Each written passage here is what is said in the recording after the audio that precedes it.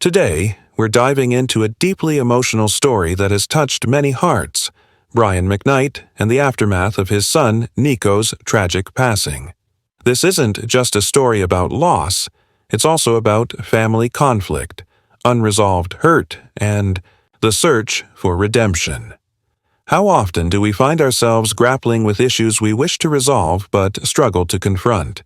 At just 32 years old, Nico McKnight lost his battle with cancer. His death sent shockwaves through his family and left fans around the world in mourning. But what happens when tragedy exposes deeper family divides?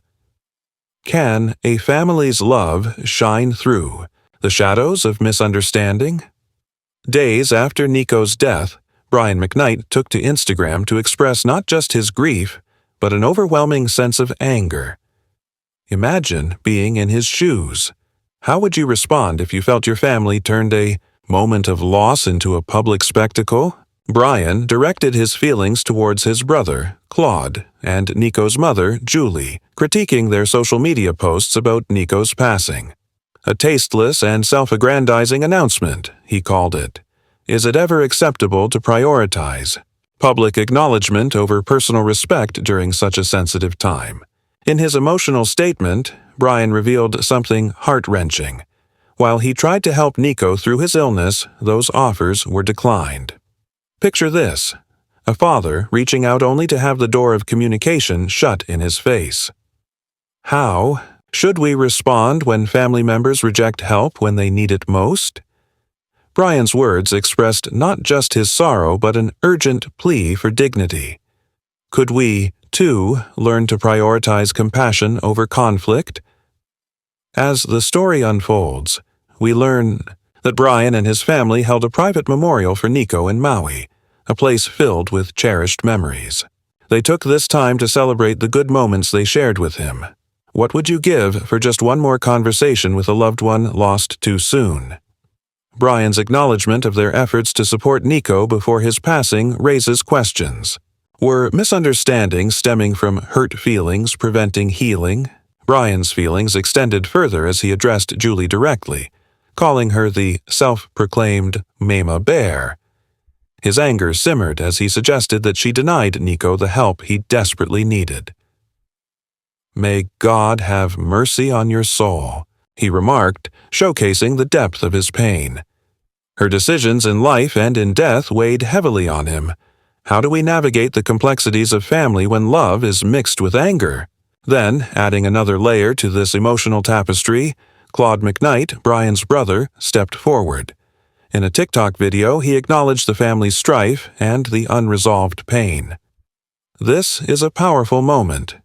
Isn't it often the case that humility and understanding can bridge the widest gaps?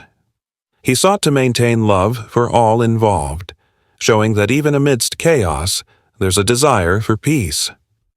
Could his attempt at reconciliation offer a glimmer of hope for other families facing similar discord?